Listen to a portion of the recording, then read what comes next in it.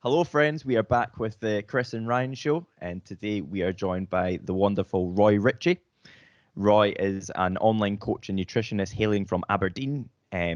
He basically, as a quick sum up for him, he helps people look, feel, and perform at their best. But the main crux of it is it's without a restrictive lifestyle, which is, I feel, everyone thinks that when you get into fitness, that is the way. Hello, Roy. Thanks for joining us. Hi guys, it's How's things?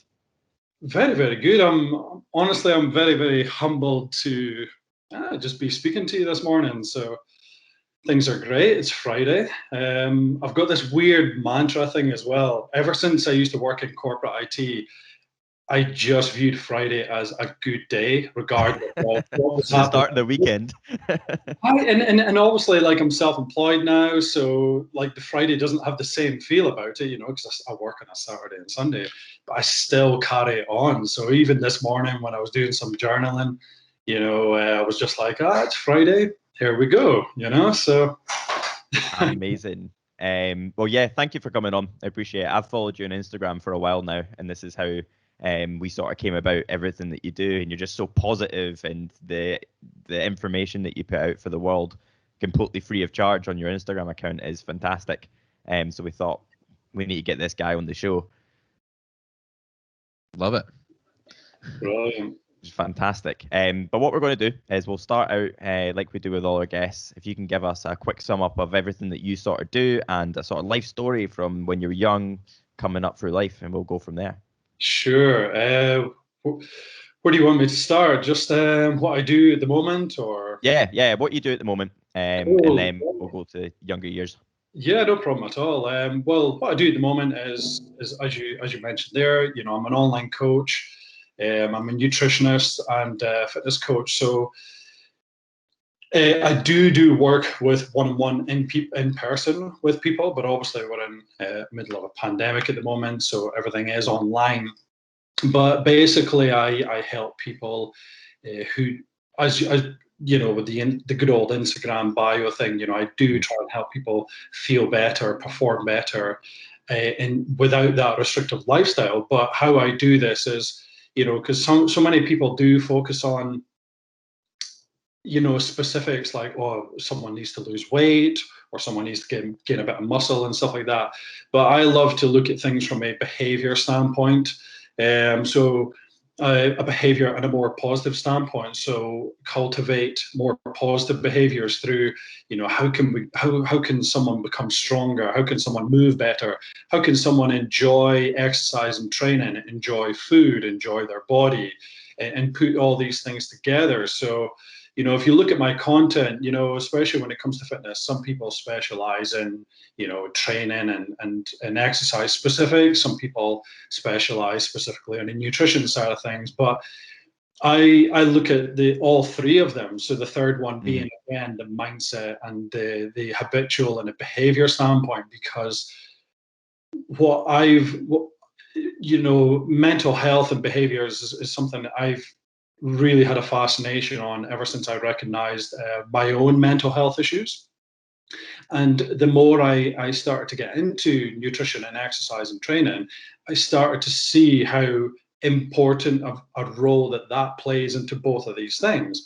You know yourself, so many people will say that they struggle with food and they don't understand it, or they hate dieting, etc.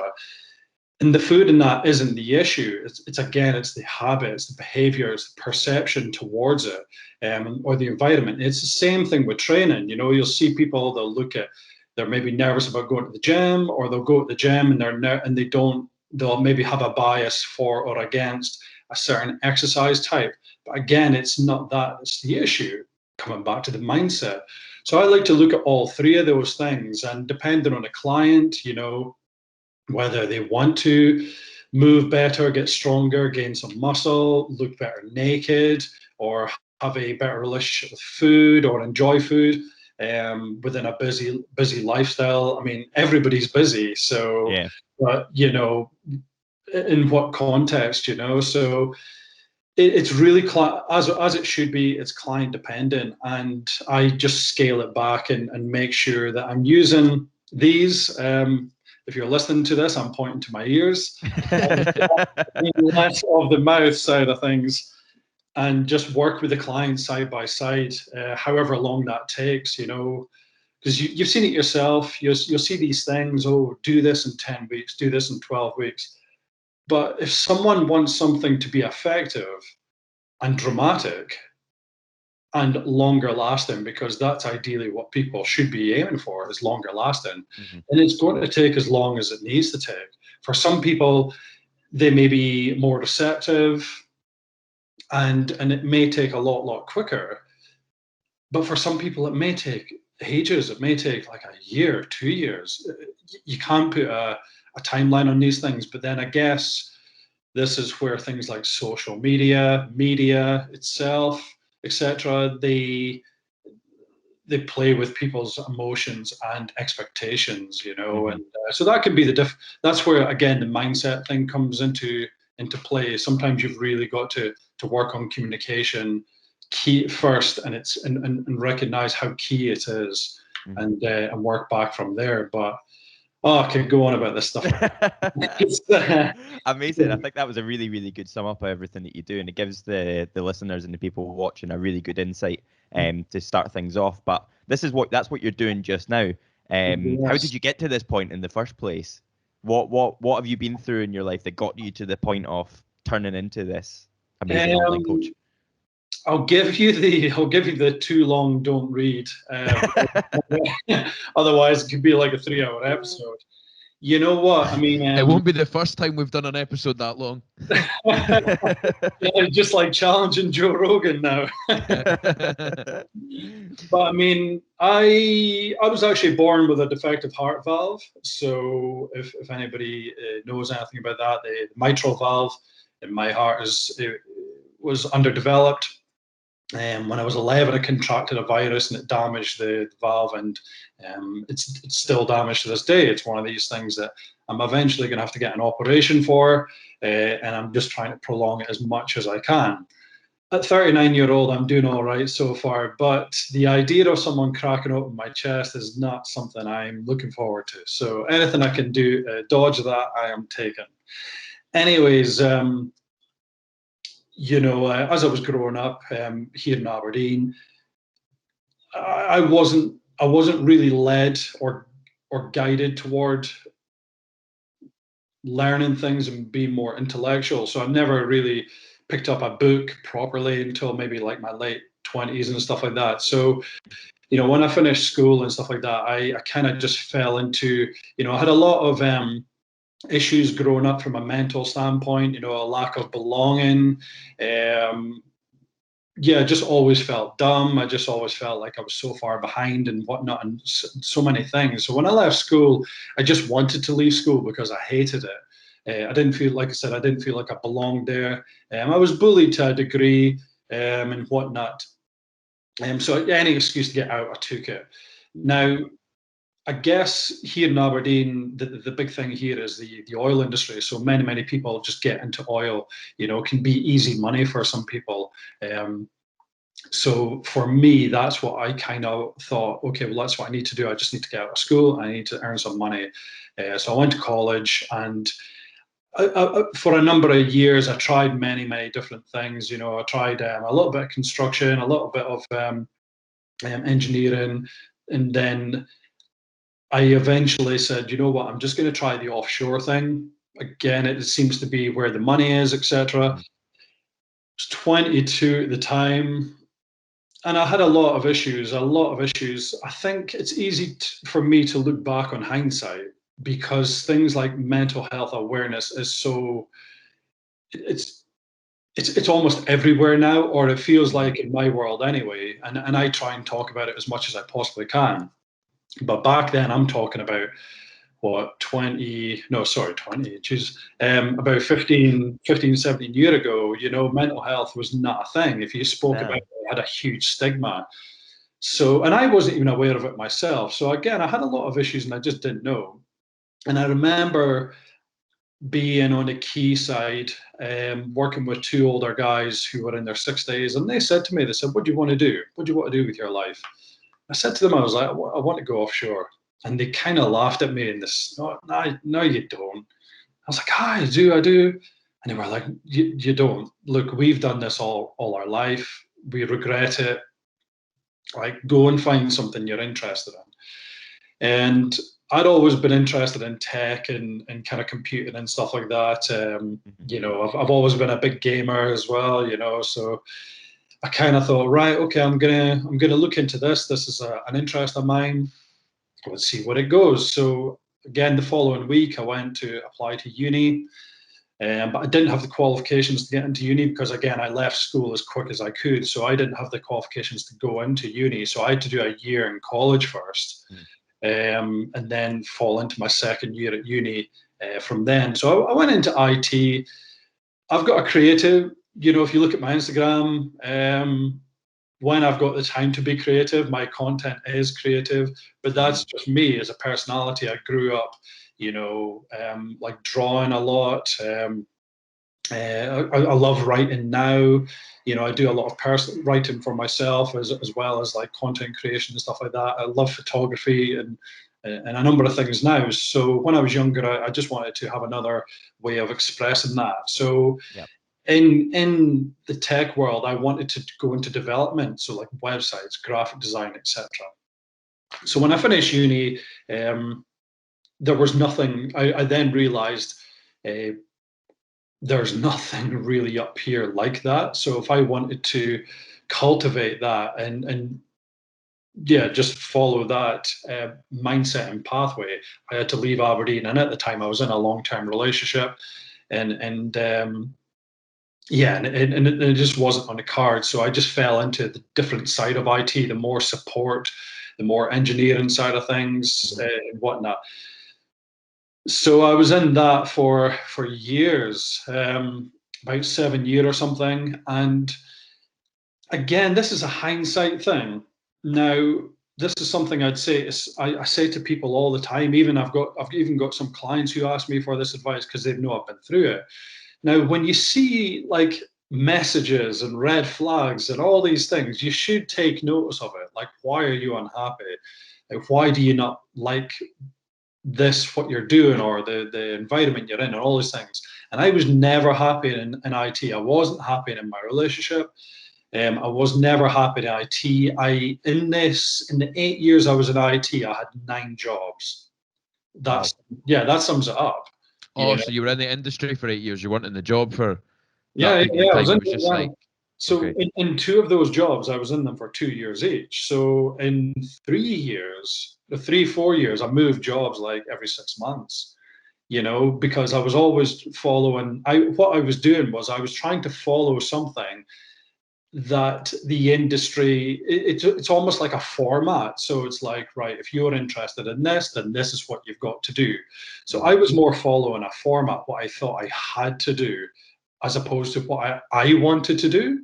I never once sat down and listened to myself. I never sat down and thought, why am I unhappy? Why am I getting drunk every weekend?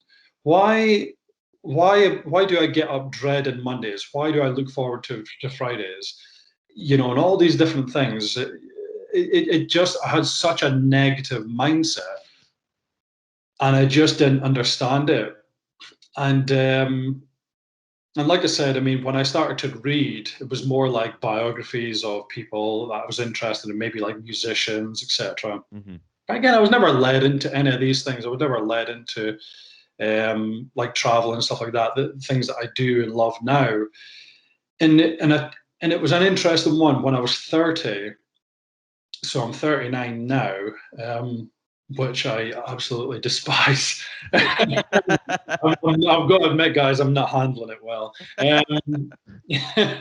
So when I was 30, can I name the company? Well, I was working for a company here in Aberdeen, and I was working in the IT department. There was 2 of us. There was me and my boss, and we did 2 different shifts. One of us would do 8 till 4, one would do 9 till 5, and we would alternate it every 2 weeks.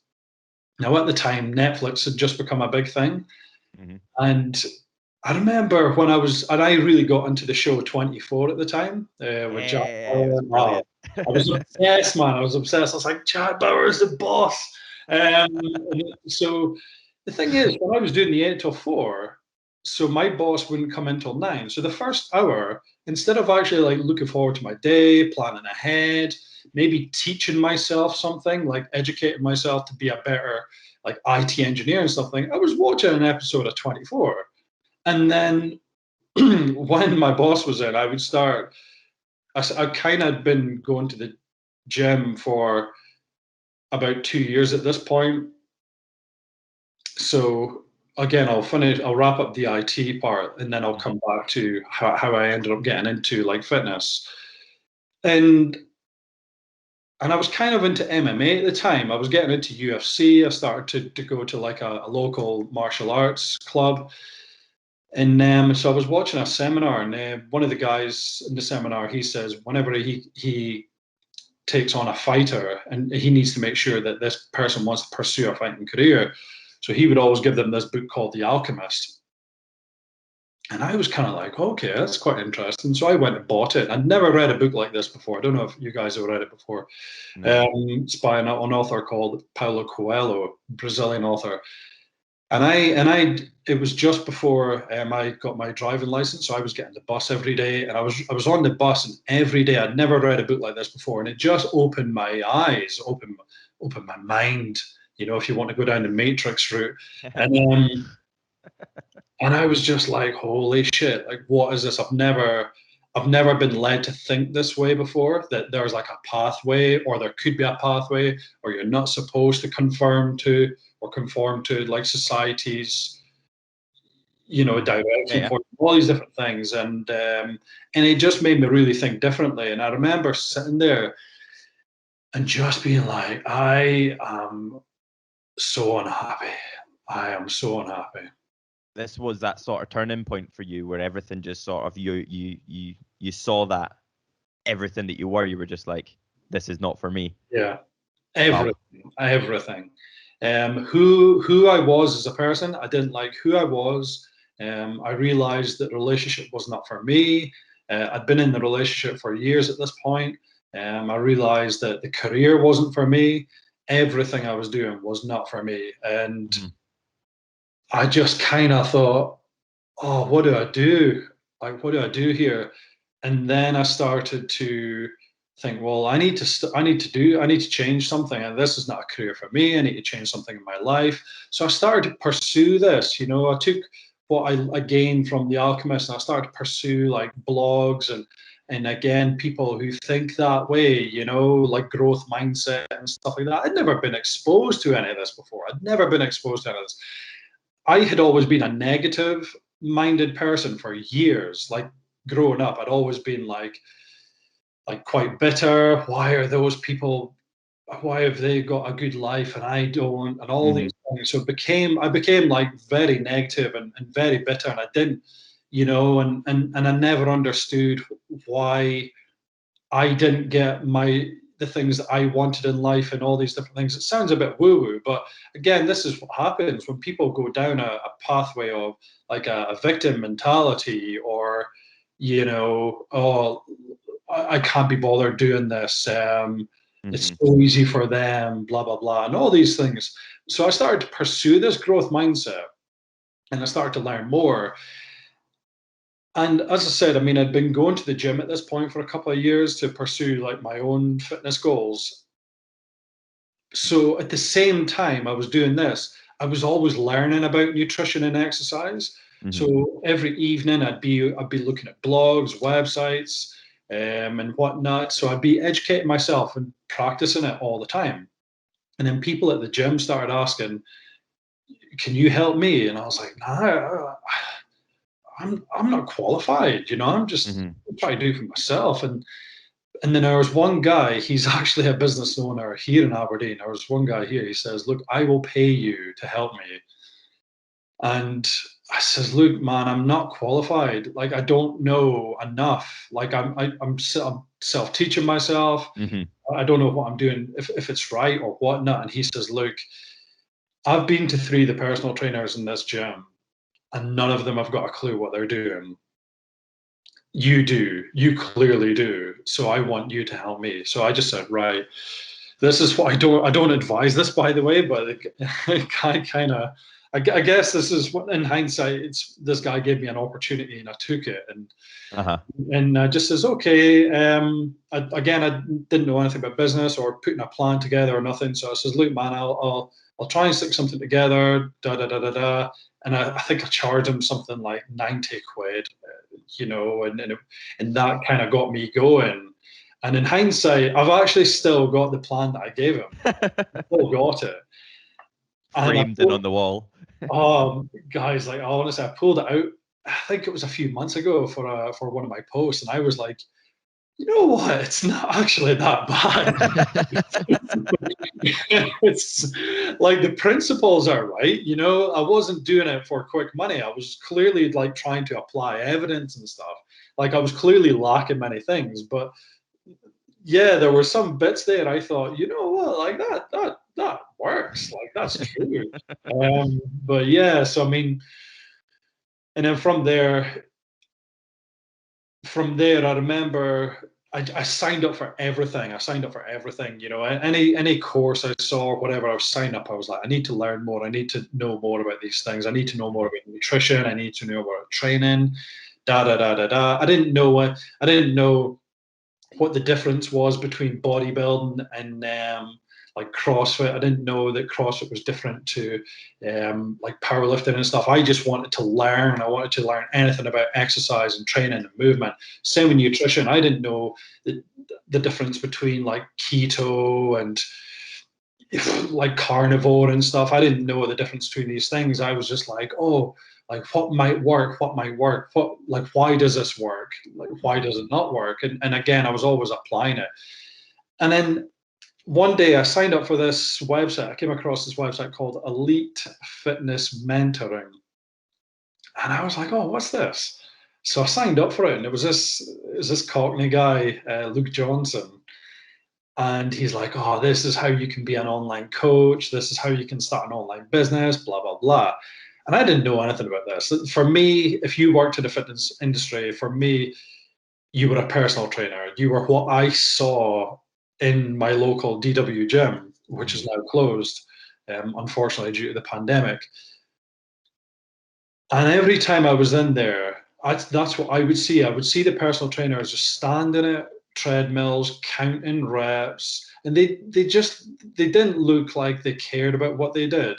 It didn't look fun. It didn't look like there was anything they could do with it. And I was like, I'm not doing that. Like, and again, this is where I started to recognize like behavior change and how to really help someone, because there was a reason that people kept going to personal trainers but never prolonging long-term success. People would become chained to like 10 weeks. Oh, pay them up for 10 weeks. Oh, okay, I'll bust my arse, try my best, post something on Facebook, pay for another 10 weeks.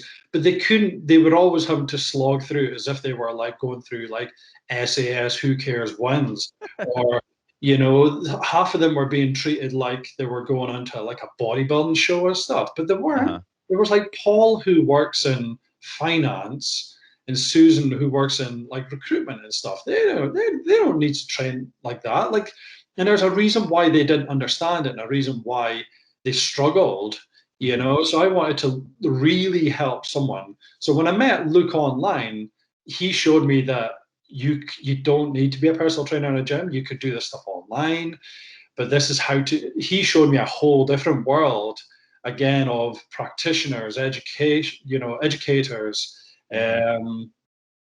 just all sorts of people. And then I started to see a whole different side to the industry.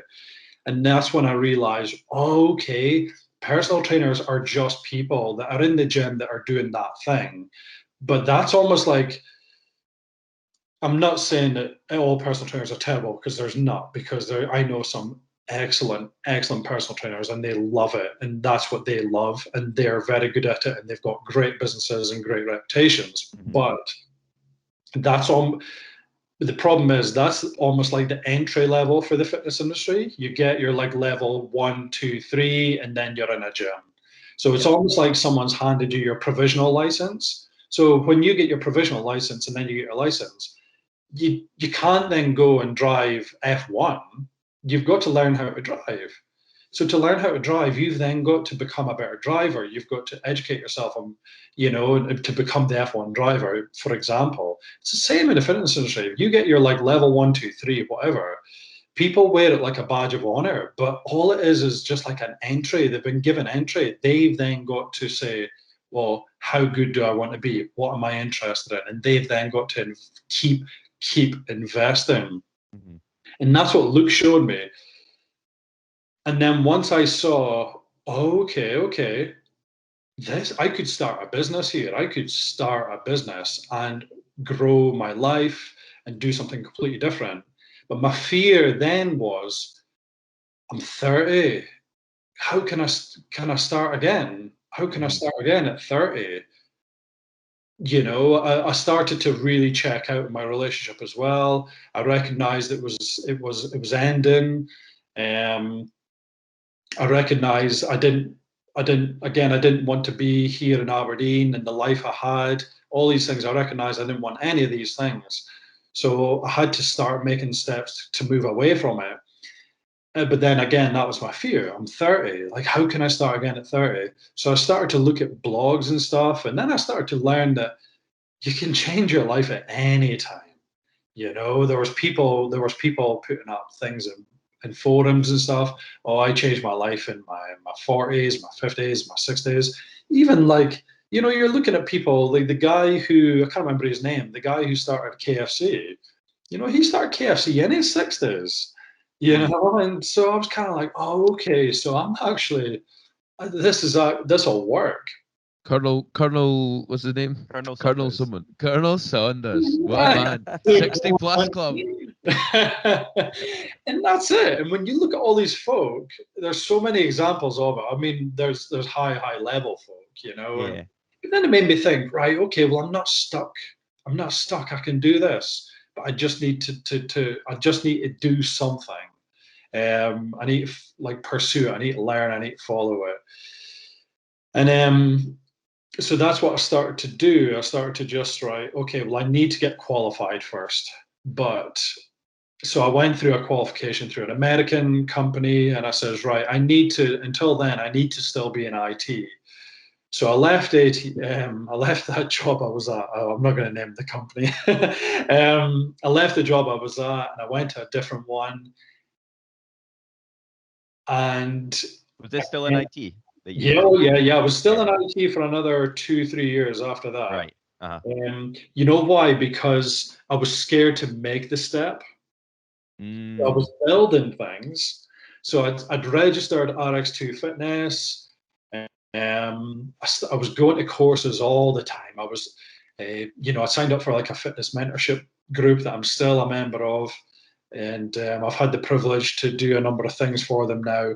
And but yeah, so some weekends I was going away in the weekends. I was learning as much as I could online, listening to podcasts. This was the early days of podcasts and stuff. Mm-hmm. But I was scared to take the jump. I was scared to say, right, I need to just make this jump here. But I kept making up excuses. People would say, when are you going full time? I said, in 4 months' time. And then 4 months would come, and I'd done nothing. I'd actually done nothing to actively move toward it. I'd not been putting money away. I'd not been doing anything. I'd just been continue living my life of building RX2 Fitness, but continuing my relationship and continuing my work and different jobs. I feel like what you're just talking about here is relatable to so many people. And what you're talking about just now is I'm finding it relatable to me over the past couple of years. Is I've been working on so many things and I know what I want to do, but I was just too scared to make that actual initial step.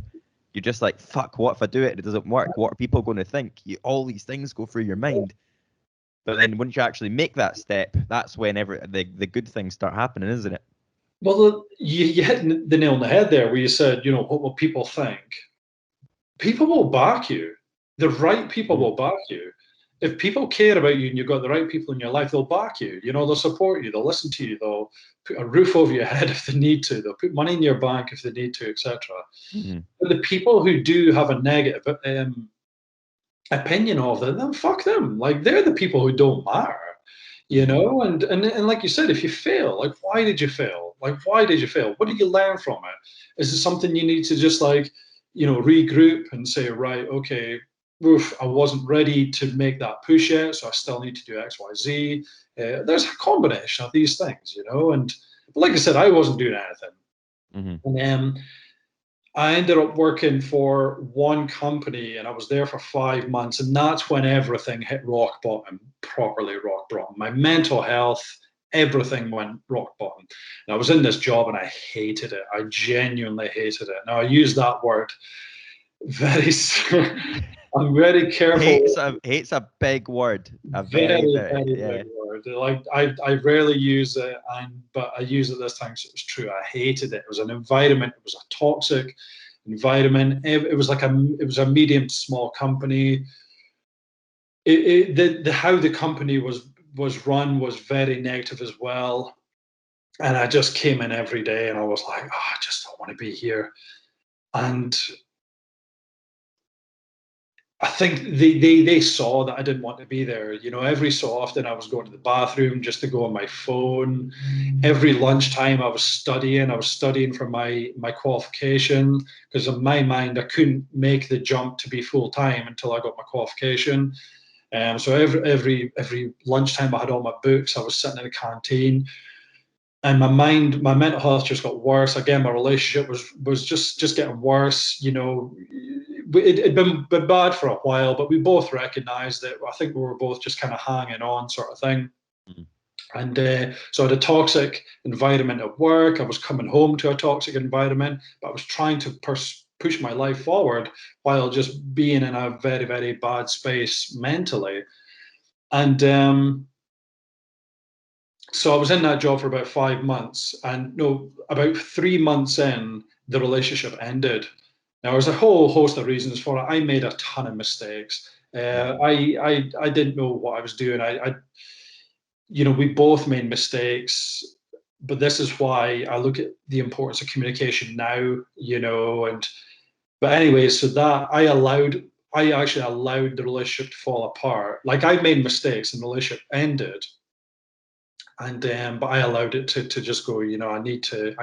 It was almost like a crowbar in it. I saw the crowbar was there, and I kind of took the way out, but a bit cowardly, but I took it. And so that ended, and then the job got about 5 months in, and the CEO took me in, and he was like, "We're letting you go." And they all knew I didn't want to be there. It was a bad fit. And again, my mind was on like getting out of there anyway. Mm-hmm. And I thanked him, and I kind of smiled and thanked him. And I think I took him by surprise. I was like, "You're doing me a favor." And I came home, and I was like, "Right, okay, here we go." And then I thought, right, but I still need money. And so I took a job. I took a job at a big oil company, and it was a 3-month contract. And I was like, this is what I need. I need the little bit of security, but it's going to put the fire up my arse. Now, long story short, I ended up in that job for 2 years. But in that 2 years, I went full time. I went part time with the business. So I started coaching people online. It was a small number of people, 4 or 5 people. And I was trying to gain experience. Now, in the second year, a guy who I became friends with online, who's a coach down in Southampton, he started to say, right, we need to put something in place. If you need to go full time, we need to put something in place. So we started to just put money aside, and we started to actively say, right, this in February, he says, right, this is February, we'll leave in November. And I was like, that's ages away. He was like, mate, you live alone, you've got a mortgage, you've got a car, and all these things. We need to have the money to support you, because it's going to be hard. Mm-hmm. Okay, fair enough. And then when it got to August, I'll never forget it, man. The downturn was happening here in Aberdeen, and the company. What was happening? Sorry. Yeah. Just like a downturn, like so all like just financial, everything was crashing, sort of thing. Right, I think. Okay. I can't remember exactly what it was, because there's obviously been quite a few of them. Like the housing Yeah. and stuff like And that. you've I got the can't bank remember. thing. Yeah. Yeah, it was one of them, anyways. Was this for Aberdeen? Would it have been when all the oil prices just dropped mentally? Yes, Yeah, yes. that was a couple of years ago. I think that was the one. So I've been full time for 5.5 years now. So it may have been that. Anyway, so that happened, and someone in HR took me upstairs, and same thing happened, and she was like, "Yeah, so as you know, we're letting you go." And I was like, "Oh, I didn't know." And she was like, "Oh, has your manager not told you?" I was like, "Nah." And she's like, "Oh, he kind of should have." Anyways, because we're letting loads of people go. This company in particular, they let 250 people go straight off the Oof. bat. Jeez. And again, I was kind of like, "Ooh, here we go. Here we go." It's like, it's happening. It's actually happening. And so they said, you've got to the end of the month, at the end of August. So this was about first week in August. So you got the end of the month. So I was like, fuck, I've got 3 weeks to just get clients and go.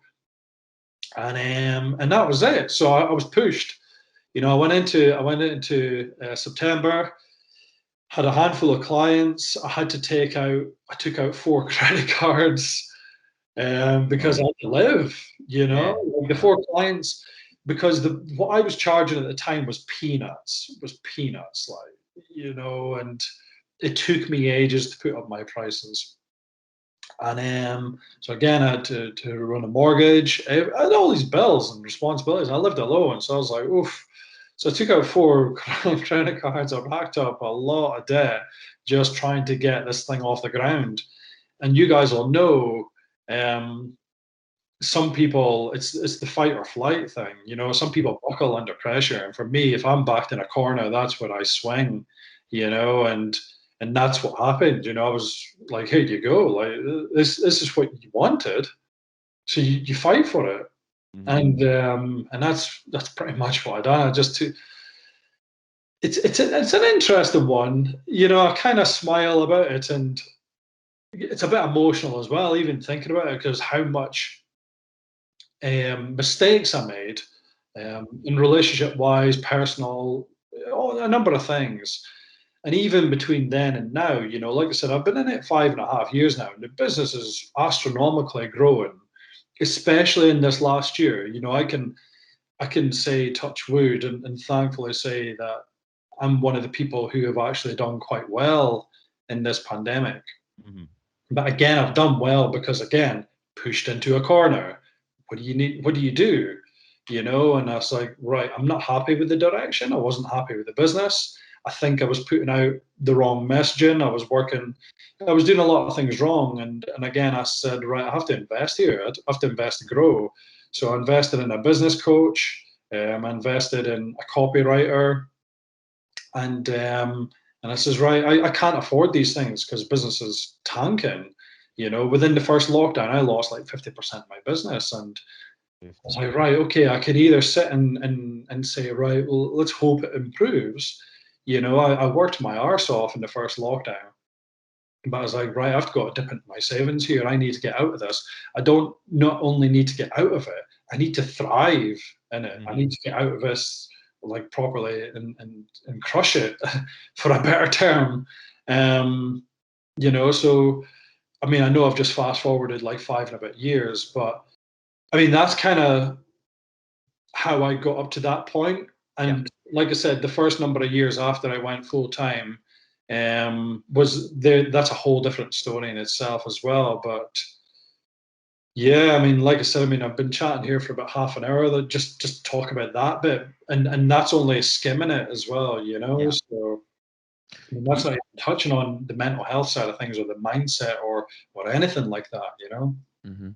You mentioned when you were growing up something I thought was interesting, that you've always come from a kind of a negative mindset. Everything was always negative, and then kind of getting into this dead end job that's gone on for years and years. And I just wonder, where do you think, can you pinpoint where that came from? Was it a family related thing, or was it just your internal self, or where did it come from? And how did you?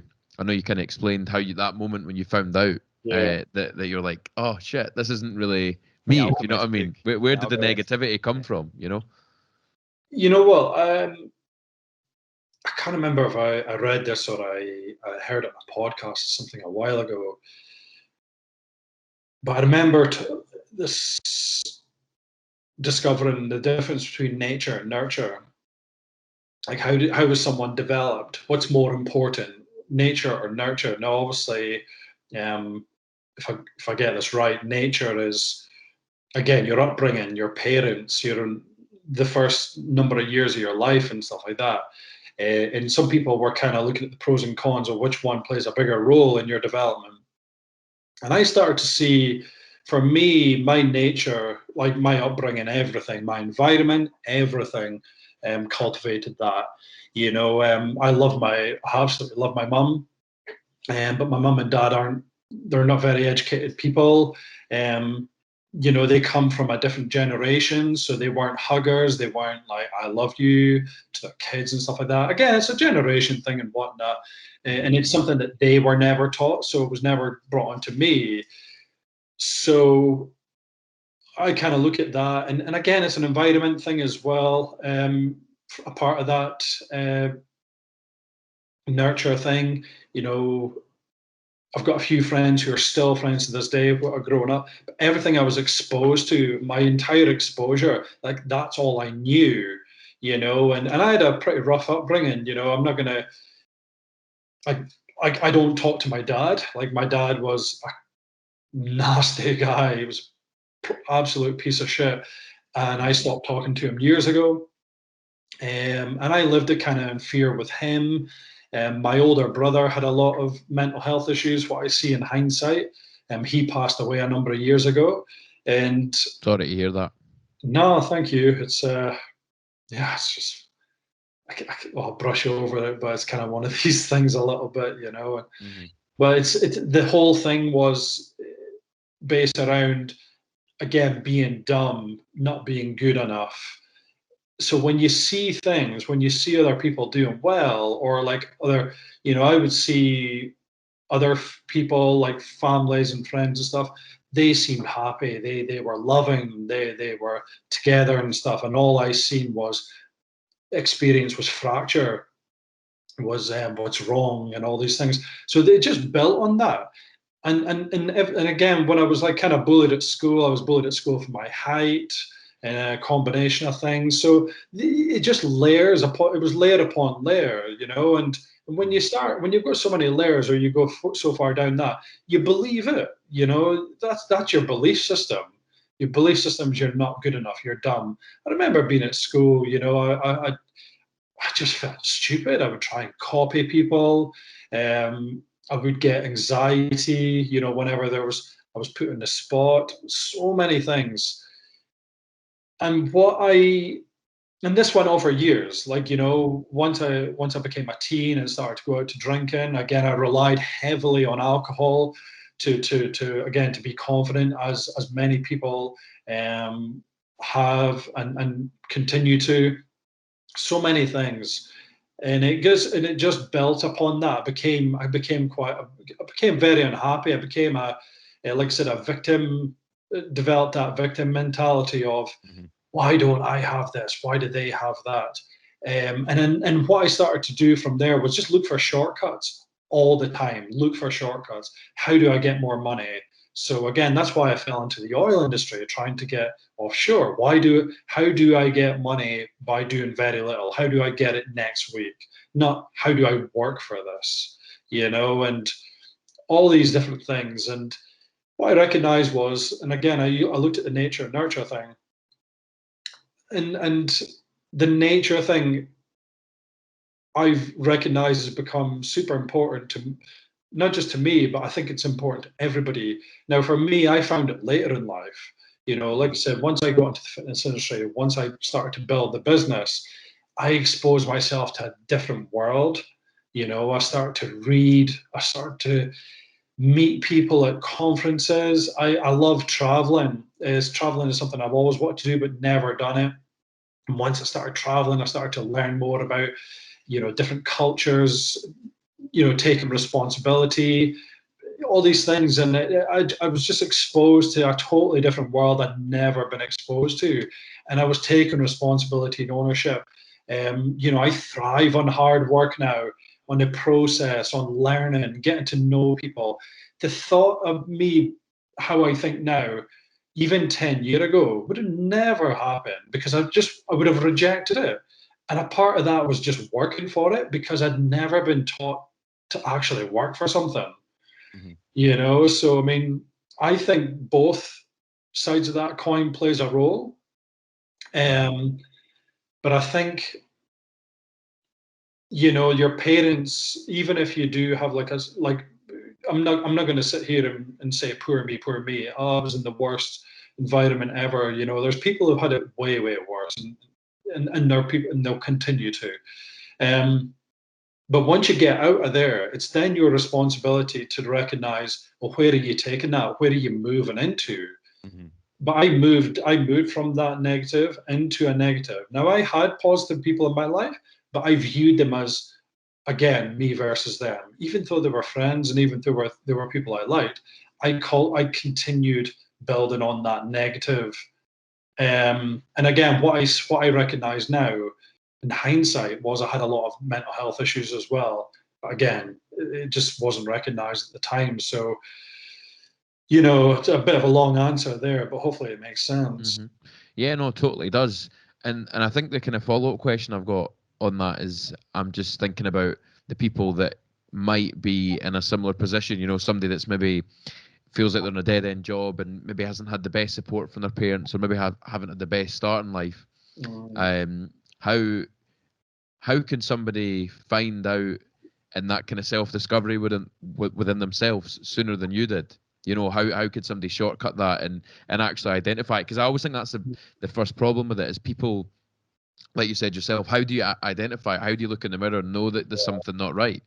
It can be a difficult thing for some people to do. So how do you think you could say to somebody, this is what you could do to try and get out of that and accelerate what you want to do in your life faster? It's a great question. Thanks. And there's no one answer to it. Yeah.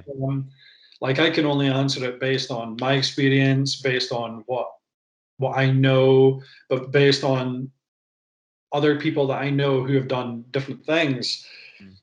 You know what? The first thing I think is you need to recognize it. If you don't recognize it, you can't step off of it. And the other, from there, you need to take ownership and responsibility. No one's going to do this shit for you. Nobody. Absolutely no one. It's the same with me with my coaching. I can't do this stuff for my clients. I can give them what they need. I can stand side by side with them. I can listen to them. I can give them the tools. I can support them and all these things, but they have to do it. They have to recognize that this is a process that they have to go through. And this is something that an individual has to do, and they've got to pursue it. If it's an environment thing, if it's people that they're if it's their social media, unfollow, delete their social media, unfriend people, stop spending time with the people who cultivate that negativity in their life, even if it's family members. I'm not even bullshitting you. Like I said, I stopped talking to my dad because he was a piece of shit, and I was like, this guy doesn't do me any favors. So I just stopped talking to him.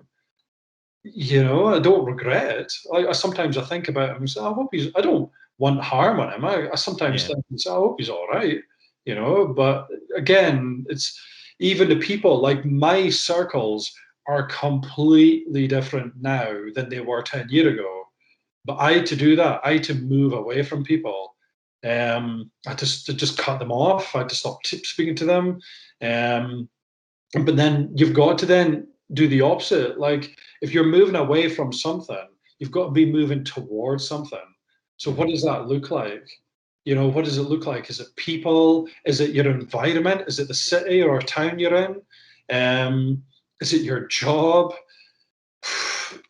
So many variables. Exactly. So it looks different on everybody. And like I said, I think the most important thing is the ownership thing. Like you have to, like coming back to my story, I had this wishful thinking, but I didn't do anything to do.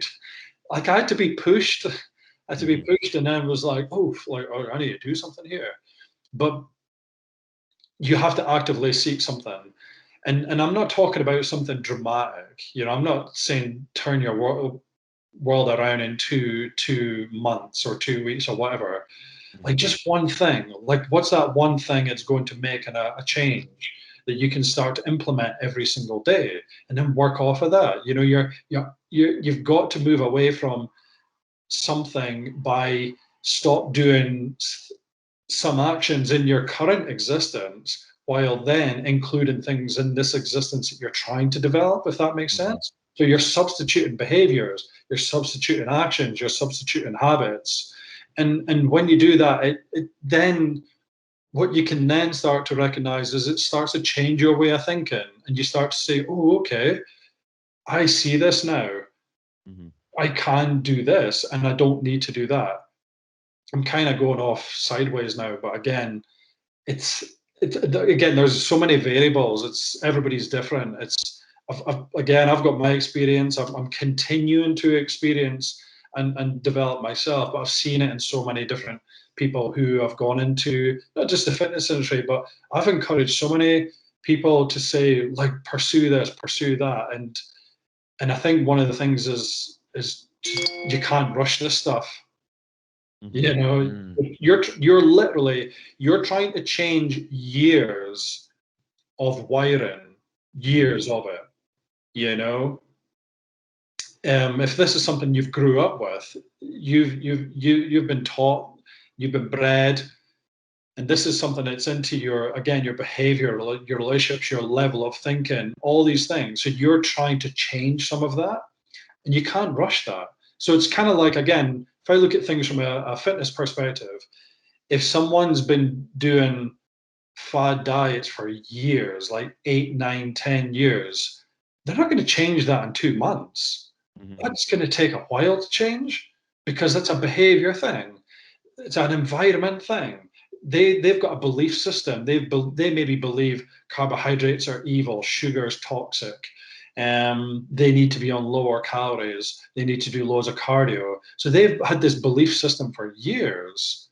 So that's not going to change in 2-3 months. You can develop a foundation and direct someone in 2-3 months. You've got to repeat that to have that long-term success and change. It's like progressive overload, isn't it? We speak a lot about that specific term can be used. Obviously, it stems from a lot of people in the fitness industry, but that actual term, we talk about this a lot. It can be used in everything in life. Little incremental changes towards what you want will add up, they'll compound over a prolonged period of time. Yeah. Have you guys ever read any of James Clear's stuff? He's Atomic Habits, isn't he? Atomic Habits, yeah, that's it. Yeah. I'm about 100 pages into that book and I've stopped reading it, but I need to get back into the habit of reading it. Yeah. Nod, wink. No, look, well, I've followed James Clear stuff for years. When he used to do his blog, and he would do 3 a week. And again, this is exactly what he talks about, like small micro changes for the macro outcome. He talks about the importance of having a system instead of a plan, all these different things. If you're looking at other people like Mark Manson as well, if you guys aren't, if you've never read his book, The Subtle Art of Not Giving a Fuck, again, it's a great book, but he's been a blogger for years, and he became big because he wrote this blog post called "If it's not a fuck yes, it's a no." And that blog post was actually written about relationships. If you're asking certain questions about relationship, it's not fuck yes, then get out. But you can apply that to anything. And again, if you apply some of the stuff that Mark Manson says to, again, James Clear stuff, there's a really there's a great I think it's in his book. It's either in his book or in one of the blog posts where he talks about this like basketball coach, and they won this championship. And he said that they never once spoke about winning the championship. They never once spoke about anything. They just went game to game. They went into the training and they always looked at how can we get 1% better. That's all they thought about. They thought about improving the process. So and the next thing they knew, they won the championship. So they never started the season and says, let's win the championship. Let's look at the outcome. They never once thought about it. Every single session, every single game was about refining how do they get better? How do they get away from the position that they're in by just being 1% better? Mm-hmm. You know, and the next thing you know, they won a championship. Like they never asked for it, but they got it because they focused on what was important. Yeah. Unreal. I got a question for you. Are you happy now in your life that you live and who you are and who you become? So again, this is a long answer. And are you the finished article? No you know what I mean? chance, man. No chance. I'll never be. You know what? So if you look at happiness again, I'm sure you guys are familiar with it. Happiness is just it's a finite thing. It's something that exists. You create. It can last for 30 seconds. It can last for a few days, etc. What I want is fulfillment. I want to know that come the end, I can look back and say, yeah, I've had a good life. I've made a difference. You know, I've helped people, I've changed things, I've experienced things, all these things. But coming back to your original question, this is a mindset thing for me as well, because I refuse to be happy. Now that sounds negative, but you got to remember everything I've just been talking about is, you know, victim mentality, negativity. So once I started to develop a growth mindset and started to, I almost like punish myself because, like I said, guys, I made a lot of mistakes. You know, I hurt people, I made mistakes, I hurt myself, all these things. So I started to feel really guilty, and what it was almost like a form of punishment, and I didn't allow myself to say I deserve this at all. Never once. You know, I would achieve something and I would be like, oh, it's good. But I would go, I don't deserve to enjoy it though. And it's interesting because a number of weeks ago, in this lockdown, I've been coaching my mum. So she's been coming up to my place and I've been just having a session with her. And I think it was about a month ago. And we were just chatting and she looked at me and says, oh, you seem happy. And I can't,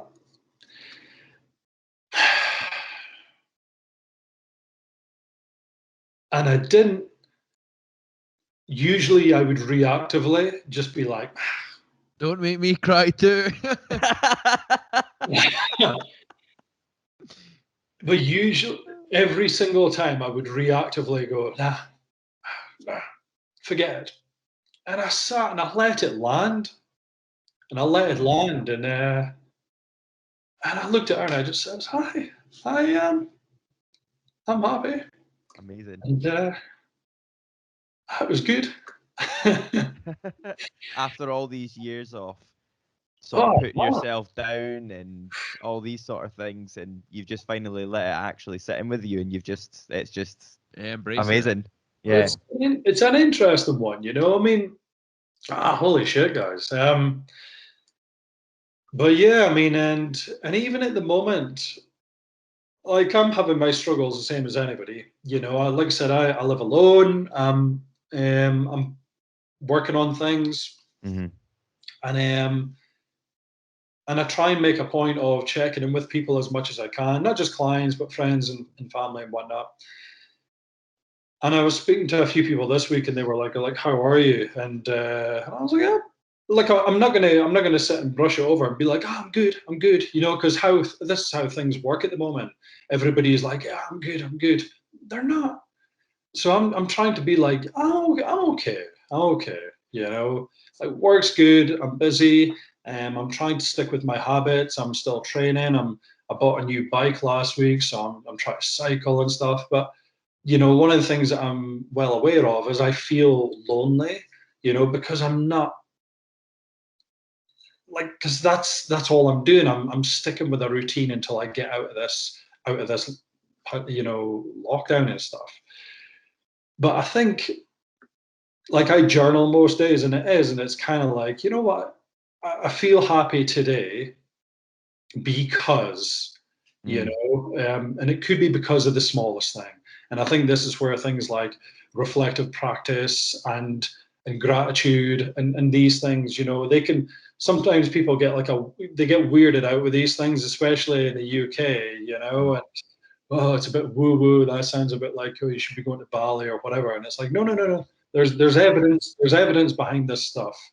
You know, there's evidence and research behind cultivating these things, and like the importance of reflective practice. And when you do that, you start to experience things like moments of happiness more because you create it.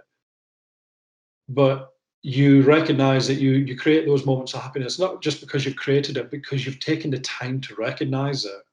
And that's important, you know, because happiness can be anything. You know, it could be this conversation.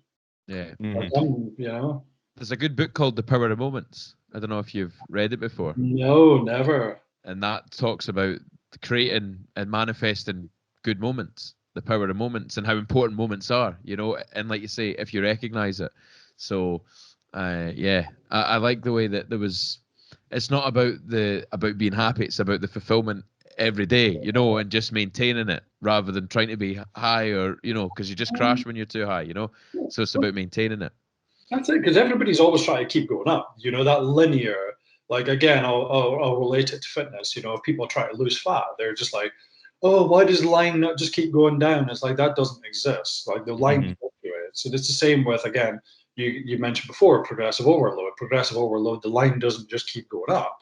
Like, you can't keep adding 5 kilograms to your back squat every week. Otherwise, you would be a mutant by the end of the year.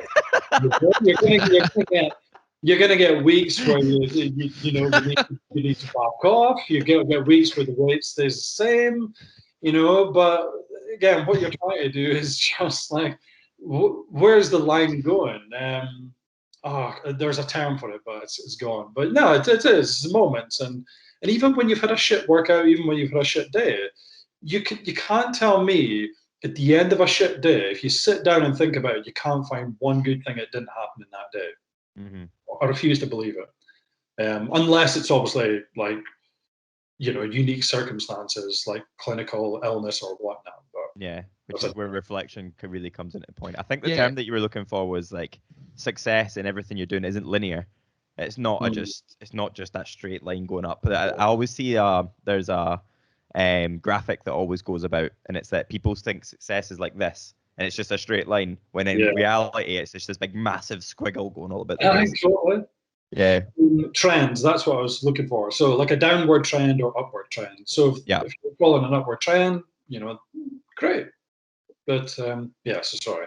And no, it's true though that there's always positive in every negative, and even when there are lots of negatives, there's always positive news. There's always something good to be looking at, or something to look forward to. Or there's always something good. I feel like, and I use that because I always think to myself, if I've had a shit day or whatever, I always think, how can I complain? There's people, and I've used this with Ryan in loads of episodes. There's kids in Africa that don't have access to clean water, and people are complaining about uni work. I mean, guys, You know what I mean? we're sat here, right? We're sat here having a conversation on, you know, the internet, which we pay and we've got, and this gives us access to this platform, this conversation. We first met by using a device that cost us hundreds of pounds that we use every single day. And then we sit here and go, oh, but I'm in lockdown. Like, you got to be fucking kidding me, you know? It's like, there you go. It's like, come on. Yeah. See, that's the thing. That's the way I look at it. You know, I don't believe in the I've got pretty strong opinions about the people complaining about stuff, and it's different with the mental health side of it, because that is something that's a completely. But when people just have this generic complaint culture, which I think stems from negativity, not from mental health. If you know what I mean, that's the different conversation, and that's why I don't like it. People complaining about stuff because if you want to complain, go to Africa and take all your clothes off and try and find some fresh water and see how you feel about it. And that's it. I'm signing off on that. No, I totally agree with you. I mean, I am, if it wasn't for my business, I wouldn't be on Facebook. Just because I can't deal with Facebook. Every time I go onto it, it's just like, you got to be joking. It's, come on. And I don't know. I mean, I started using Twitter again a few months ago, and a few people were like, "Oh no, Twitter is the worst place on the internet."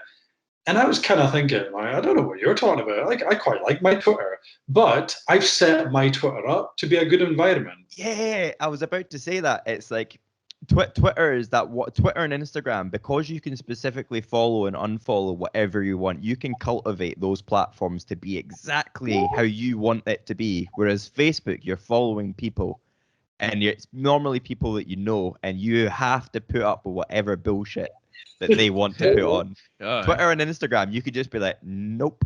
I mean, don't get me wrong. I mean, it's the same with Instagram. I remember 3 years ago, again, I was really trying to grow the business.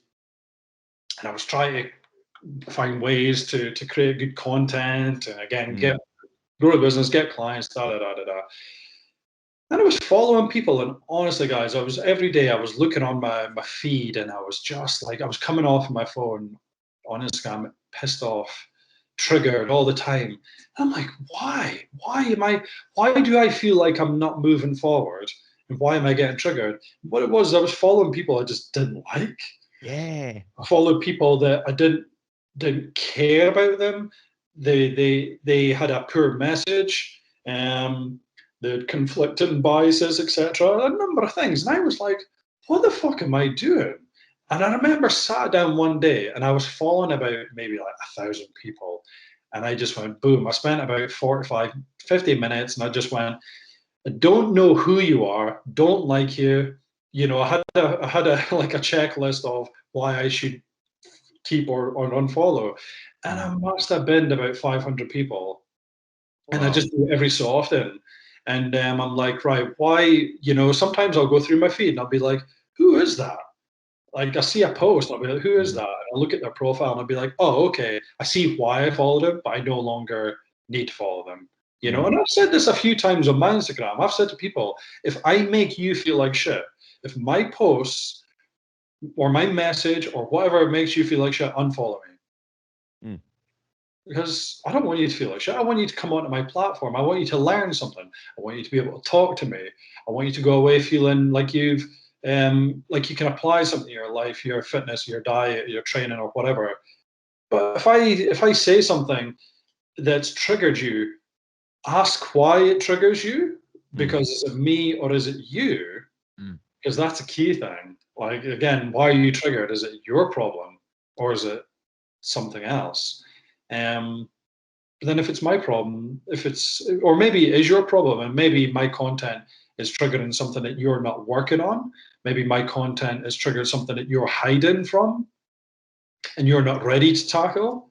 So unfollow me until you are ready to tackle it and work on it, so. And then follow me again.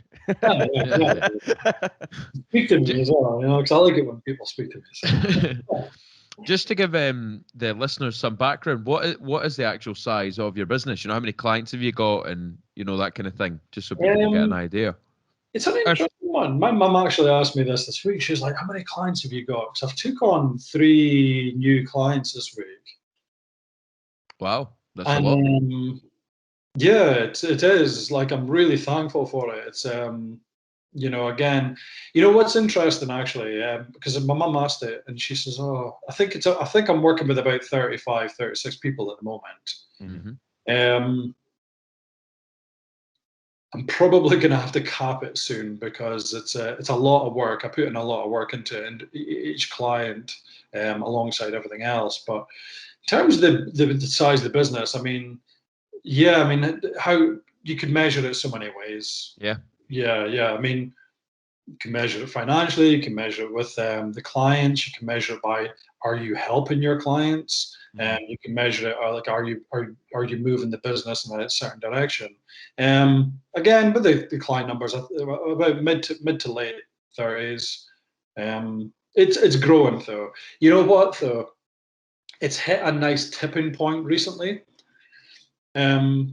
I'd probably say about 2 months ago, and it's because I've been putting in a lot of work over the last 6 or 7 months, working with, again, like a business coach. I've been changing a lot of things in the background. Like I said, my social media, how I work, my website. My website's still pending, but a number of things. And it's one of those things. I'm just been showing up every day and going, right, just keep going, split testing things, da da da da. And as I say, recently, I probably say over the last 2 months, there's been a nice tipping point, and I could sit here and go, "Whew, how did that happen?"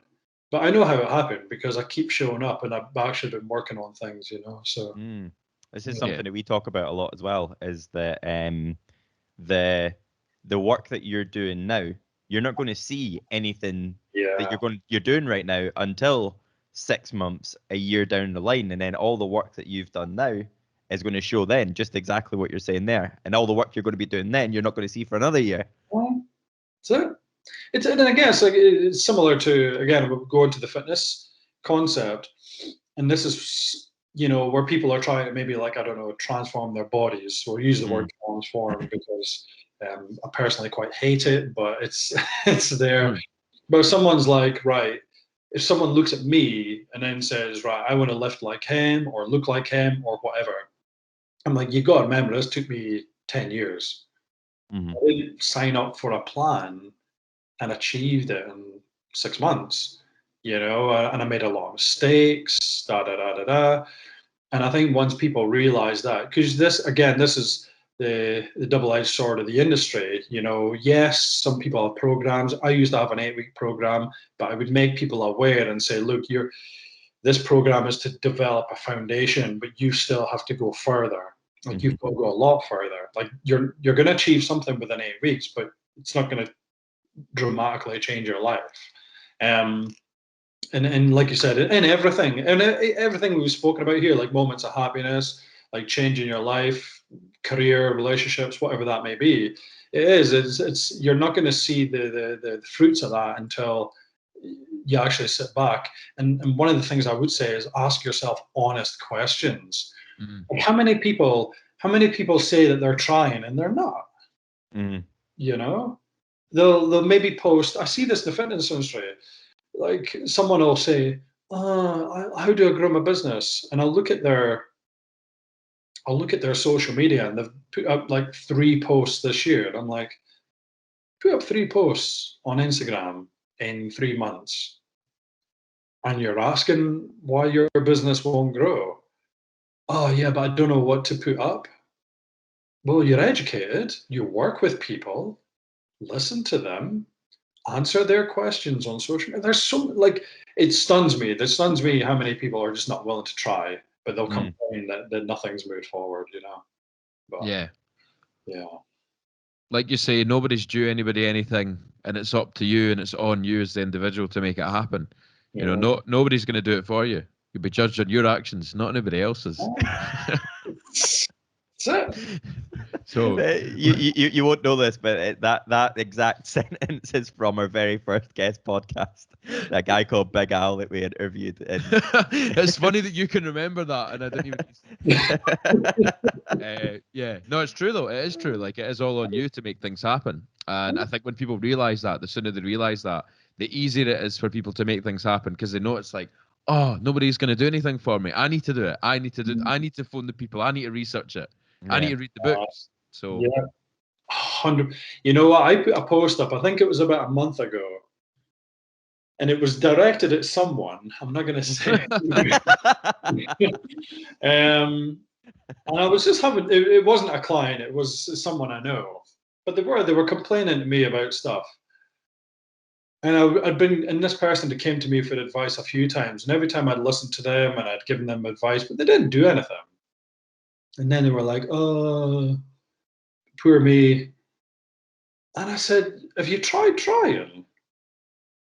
And he just kind of was like, see what you mean. I see what you mean. And I done a post on it, and I just says, have you ever tried trying? Because I think I know this exact post that you're talking about.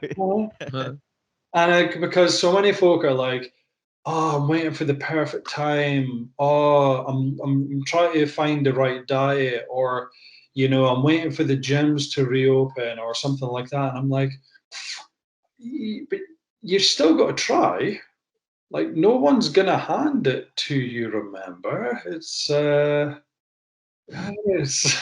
And again, it's a simple concept, because so many folk could be like, oh, I mean, you can see it in their face. They're then starting to look for excuses. They're like, oh, like, no, you need to try. Mm-hmm. Do something. Like, as you said, read a book, listen to a podcast, like message, reach out to somebody, DM someone, email someone, go for a walk and think. I don't know. You don't need to be reading 3 hours every day or exercising for 3 hours every day. It's just small little things. Read for 20 minutes, listen to one podcast, work out or go for a walk. All these little tiny things, like we said, add up over time. Yeah, this is it, guys. It's no, it's and I think, like I said, I mean, just be patient. Nobody's patient. Mm-hmm. I don't know how many people aren't patient. And I guess that kind of comes down to, like, tech and stuff like that. We literally live in a world of, like, instant gratification. Yeah. Like, you want to see if someone fancies you, swipe right and see if they've swiped right. If you want to go and get food, open up Deliveroo, they'll take it to your door. All these different things. Like, there's a really good book on this. It's called Minimalism, I think it's called. Yeah, the minimalists. Yes. Yeah, No, I can't. no, Digital Minimalism, it's called. Sorry. Yeah. And it's based on a lot of research, and it was shown that things like, again, laptops, tech, apps, all these things, they're actually removing our capabilities and our social abilities. So, like, being able to chat to people, like, I mean, again, I might be showing my age, but I remember when I actually had to go up to somebody in a bar and chat them up for them to know that I fancy them, and I remember when I actually had to go into a building and hand someone a paper CV, and stuff like that. But again, if you want to go and learn a skill, you've actually got to go to a club. You've got to go in and speak to the people, and what this book has shown is how much apps and tech and all that is removing people's ability to be communicative and how to be social. So it's removed, because you see it yourself, like keyboard warriors.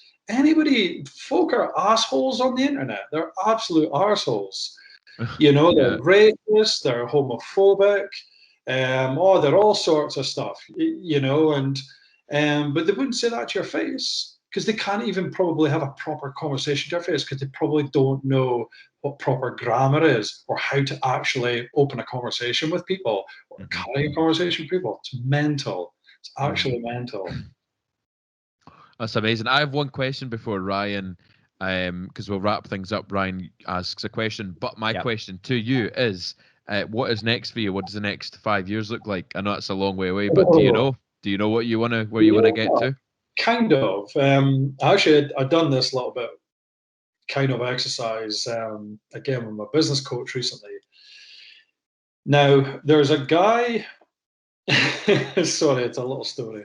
So there's this guy I met a few years ago called Mark Fisher. I would 1,000,000% recommend to follow him. So Mark Fisher runs 2 gyms in New York. Really intelligent guy. He's one of these guys who retains information for fun. Like, he'll plow through books like they're nothing.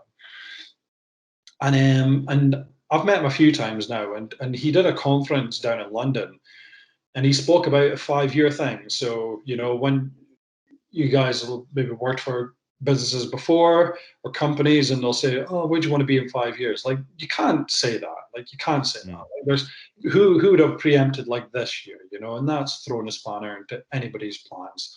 But Mark Fisher was saying, but people go the opposite way. People go, oh, like, don't have the 5-year plan. It's stupid, blah, blah, blah, blah, blah.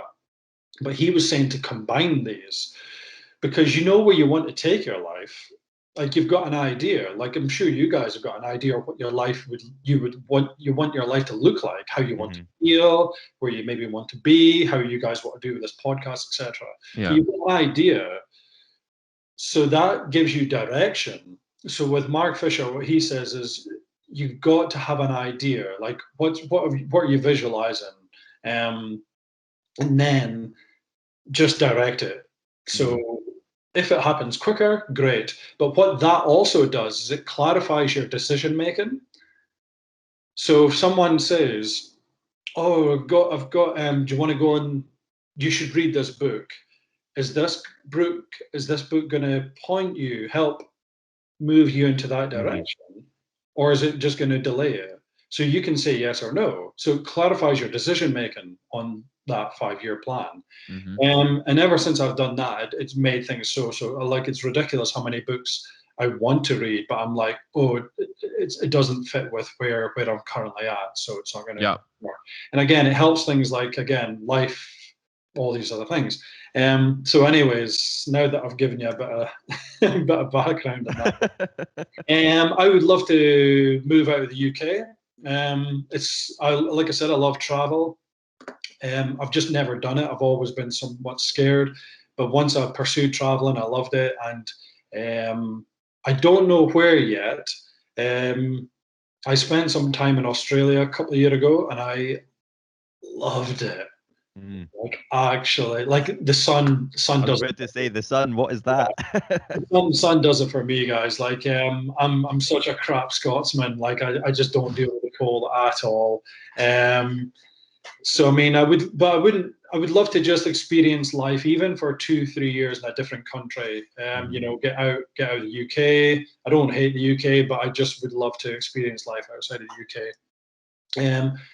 If that's not possible, you know, I would love to experience life in a different city. You know, I've always enjoyed Edinburgh, but I'm always being told to experience Glasgow. So if I couldn't do the outside of the UK, I'd probably go to one of those cities for a while. I think Edinburgh's better. Yeah. I'd agree. I'd agree. See, I've always had this thing with Edinburgh because I've been there more. Every time I went to Glasgow, it's for events or conferences or seminars or something. So I've never actually spent time, like, embracing the culture of Glasgow. So I don't know what it's like. I've got a number of friends and clients and stuff in Glasgow, and they're all like, go to Glasgow. I only know Edinburgh because, again, I've been there so many times actually in the city and exploring stuff, you know. But with myself, you know, I'm a father, so I've got a son who's 13. I'm looking forward to just kind of helping him, watching him grow, seeing him go through that stage of becoming a man, you know. With your already positive mindset, and you've got all this knowledge behind you of just, like, improving life and stuff, it must be really exciting having a small one of your own to be like, oh, you've got so much coming. So funny. Like, I mean, on a Friday night at the moment, me and him play Xbox together, and I laugh so much. But he reminds me so much of me when I was him, because I'm naturally introverted, even though I'm quite freely chatting away with you guys. But as a kid, I was so quiet and stuff, and you could see he's taken. His mum's very, very introverted as well, so you can tell he's very introverted. But I'm always like trying to tell him stories, or we just have a laugh and stuff. But I'm just trying to show him that he can. You know, this sounds super cheesy, but he can be whoever he wants. You know, it's not the whole follow your dreams. You know, there's obviously limitations, but, like, don't let society tell you that what you kind of can't do. Anyways, with the business, I would love to eventually, obviously, like, grow it as much as I can. You know, bring my own podcast back in, but I would like to eventually have a team of coaches. That's my long-term vision. So, you know, have different people who specialize in different areas. So I have, like, a specialized dietitian, you know, whether that's maybe 2, 3, or 4 other coaches. You know, I want to make RX2 fitness you know, whether I rebrand it in time, I don't know. But the coaching business itself, you know, I would like it to be one of the big hitters in the UK. I don't want to say the world, because that just sounds, you know, I mean, it's the fitness industry. I'm not like Elon Musk. You know, and I want to get into education as well. I want to, because that's how I coach. I coach by educating people and whatnot. Again, you'll see it in my Instagram stories and whatnot. So I would like to eventually get to a point where, you know, I could even start to do more hosting, you know, even if it's like smaller things, workshops, seminars and stuff like that. You know, that's kind of, and with myself, I'm growing at the moment. I've had a tough year. The first half of last year was very tough. COVID exposed a lot of things. Lockdown and pandemic and that exposed a lot of things in my own life, as it did with many, many people. And I had to go back to, I realized again, I'd made one or two major mistakes that I wasn't taking ownership of or recognizing. Mm-hmm. And I had to. So I went, but I had to understand the first part of that is I had to understand why it happened and how I could change it. So I went back to counseling last year, and it was, to be honest, it was quite amazing. I learned a lot about resistance, about integration of different sides of me and my behaviors and stuff like that. So I started to really get into things like Brené Brown and whatnot. Mm-hmm. And I've said it a couple of times on social media. I'd probably say the last 6 or 7 months have been incredibly important to me in my own personal growth and where that's going to take myself, my business, you know, my relationships and everything else. So I just want to keep pursuing that, you know, and being an example, and just finding moments of happiness along the way. Yeah. Well, Wonderful. This has been a moment of happiness for me. I've really enjoyed speaking to you, and I that was a couple of emotional points during it, and I thought it was a really nice story of how, you know, you kind of found yourself and what you want to do, and, you know, you got a plan for the future. It's really nice to hear it. So thank you for sharing it with us. No, you're welcome, guys. Yeah, I've enjoyed it. Like, again, I've been feeling a little bit lonely, so it's been great chatting to you guys. I mean, like I said, I just gave you guys like a top layer as well, you know, and Yeah, I feel like there's a lot more that we could chat about, and hopefully we can get you on again in the future to deep dive into some other points that we can collectively help some other people. No, brilliant. Anytime, man, anytime. Just give me a shout and I'll make time for you guys. Amazing. Nice. To finish off every podcast with our guests, we finish off with one question, and the question is, what 3 things would you recommend to the listeners that they can change or do in their personal lives right now that would help them towards where they want to go? You know what? The first one, and I think this is an important one. I'm actually going to steal this from Matthew McConaughey, but give context to it, is value your values. Mm. And if you've not made time to sit down and discover what your values are, then do it. Like, make time. It's super, super important. If you don't know what your values are, you don't know what you stand for. And if you don't know what you stand for, you're not going to have boundaries, so people can walk all over you. You can make poor decision making. So many things. There's a really good, I can't remember off the top of my head. It's this guy called Taylor Pearson. I think he's called Taylor Pearson's, and he's got a blog post on discovering what your values are. And it's really interesting. And I think it would take you about half a day or something. I've went over it twice now, and I've still not cemented mine, because the part of the thing what he talks about is narrow it down to 3, I think. And I'm a bit like, whoa. That's heavy. Yeah. Like, what matters to you? But regardless, you don't need to do it to 3. You know, it's, again, everybody's different. But once you know where they are, value them, like really value them. Allow them to make your to steer your decision making. It's super important. Something, a word of the second one I would say is, it's a word that I've spoken a few times in this conversation already, is ownership, like responsibility and ownership. People go into tough, people develop, again, negative mindsets, victim mentalities, whatever you want to call it, because there's a refusal of ownership. Why can someone else do it? The quicker you take responsibility and ownership of something, a situation, or what needs to be done, it will resolve itself or improve quicker. But not only that, you will become a better person because of it. I will guarantee that. And people will respect you for it. Yeah, that's a big one. The right people. And this is something, there's a guy who I met a few years ago, and he's an interesting guy. He's actually just taken out a new book. His name's Paul Mort. He's from Newcastle. I've heard his name before. He's an interesting guy. Yeah. Very interesting guy. His story is incredible as well. If you guys got him on here, he's a very interesting guy. Anyways, I met him. I met him a few times. Super nice guy. But one of the things that I learned from him years ago was to make a point of laughing every day. Like genuine laughter, We don't do it. We don't do it. Sure.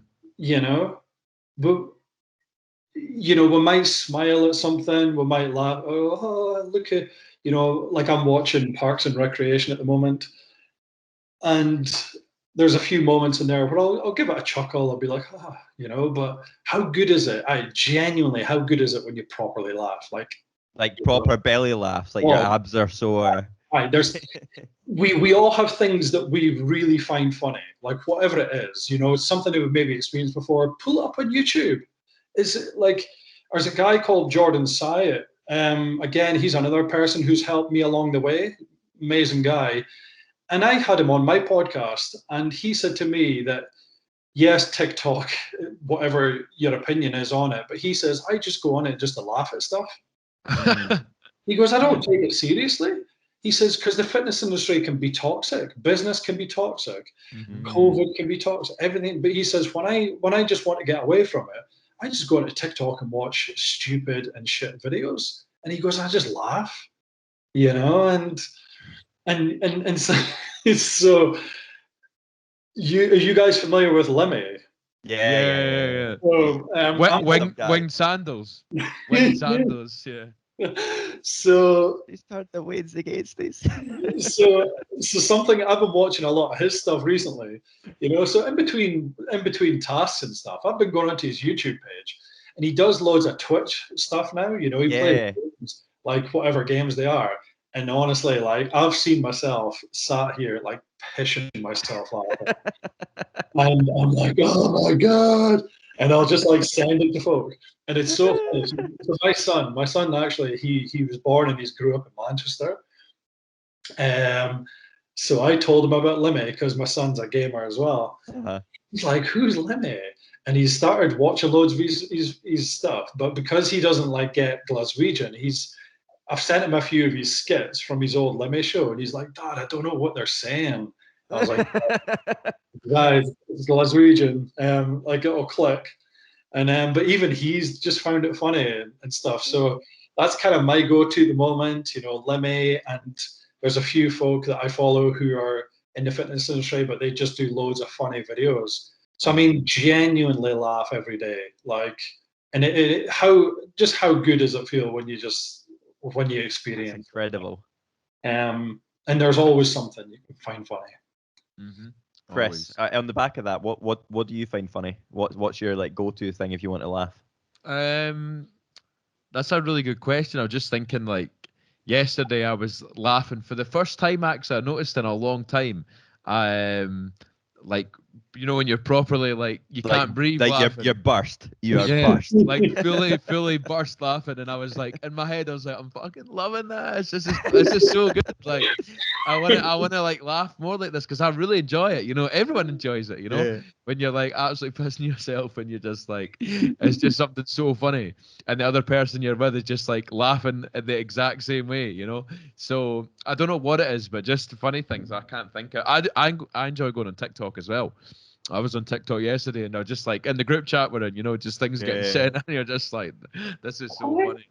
I've been so against TikTok for so long now, but I think you've just single-handedly brilliant. managed to like convince me to It's download it and enjoy unreal. it. It's unreal, TikTok. It's such a clever app, and because they've not sorted the algorithms out yet on it, anybody can get to like a million likes like quite easily, you know. So it's like funny just seeing like different random people putting stuff up, and you're just like, and some of the content's really funny as well, you know.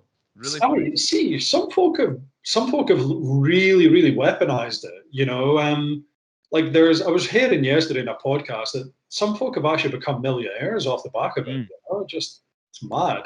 I mean, I'm the same as you guys. I mean, I follow like a lot of photography stuff. So some of the stuff that I follow on TikTok is photography, and some of it's just funny stuff, you know, pranks or whatever. And again, it just makes you feel good. It says the creativity is insane. Like with some people, you know. Yeah. Amazing. My go-to is I'm a massive Star Wars, like ridiculously big Star Wars fan. It just I follow so many Star Wars meme accounts on Instagram and Facebook, and my feed is littered with them, and it kills me every single time. I'm belly laughing at some of them. I'll wake up at like 8:30 in the morning, and I'll have like messages from Ryan at like 6, but like 10 Star Wars memes just like waiting like to be like to look at it, you know. Brilliant. So you said value your values, take ownership, and laugh every day. Genuinely laugh every day. Yeah. That's your 3. I really like them. That's what I'm thinking just now. It may change. That's okay, but for now, that's what we're going with, and I really like them. I think they're good. They're good things to live by because they're really balanced, and that's something that a lot of people go to the extreme. You know, get up early, you know, work towards your goal. But it's nice to have the balance because it's important to have it. You know, so laughing's so important. You know, and I think taking ownership and valuing your values is about you. You know, it's all on you to make it happen. So they're brilliant. No, that's amazing. Cool. Thank you. Appreciate it. For all the listeners on the show, where can we find you online? Well, again, we've mentioned it a few times already. Instagram is where I hide out most. You can catch me there, RX2_fitness. RX2 is actually my initials, so Roy Ritchie, R times 2. If you want to I was like, your last name starts with a number 2. I'm unique, don't you know? Yeah, I mean, Facebook, if you want, I'm on there. Again, I'm not very active on Facebook. Like I said, I've been using Twitter as well. Same thing, RX2 Fitness. Or if you want to drop me an email, just roy@rx2fitness.co.uk. You can have a look at my website. It's very, very much unfinished at the moment, but there's pictures and stuff on there. So I don't know. I've seen you post a lot of stories that people are saying about you do a newsletter? Oh, yeah. So I try to write 3 newsletters a week.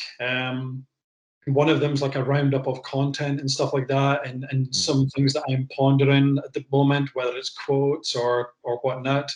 And the other 2 are would be like talking about evidence and whatnot. But I'm not like boring. I mean, you'll have seen it yourself. I tend to make things applicable, story based. How can you enjoy it? How can you apply it? So I do 2 emails a week. I aim for 2 anyway. At the moment, it's been 1 because I've been a little bit busy. But yeah, I mean, a lot of people kind of give me nice feedback on it and say they take a lot away. And that's, again, the emails can be based around anything, you know, what current research, and I've broken it down. Maybe stories about a thing that a client was really struggling with and how we overcame it and how you could apply that sort of stuff. So the emails can be anything, you know, but the key thing here is to give you some takeaways, you know. And again, you can sign up for pardon me, you can sign up for the email through my Instagram account, just the bio link. You could do it through downloading any of my free guides, or you could just directly sign up for it on one of the links there. Wonderful. Amazing. Lots of ways to contact you, that's for sure. We will link them all in the notes below. We've also got a few other things. I've taken some notes of stuff. There's a bunch of people to check out: Mark Manson, James Clear, Digital Minimalism, Mark Fisher, Tyler Pearson, Paul Mort. There's absolutely tons. Everything that we spoke about we'll link in the show notes below so that everyone can go and check out these guys. Amazing. Well, it was an absolute delight having you on the show, Roy Ritchie. I love your name, Roy Ritchie. It sounds so catchy. Roy Ritchie. The alliteration is real. Yeah. Yeah, really, really good having you on, and we'll definitely have you on again, and we can talk about the progress that's happened and, all that kind of stuff. So thank you again. It's been the Chris and Ryan show, and Roy Ritchie, have a great day. Listeners, have a great day, and we will speak to you in the next episode. Peace out. Thank you very much.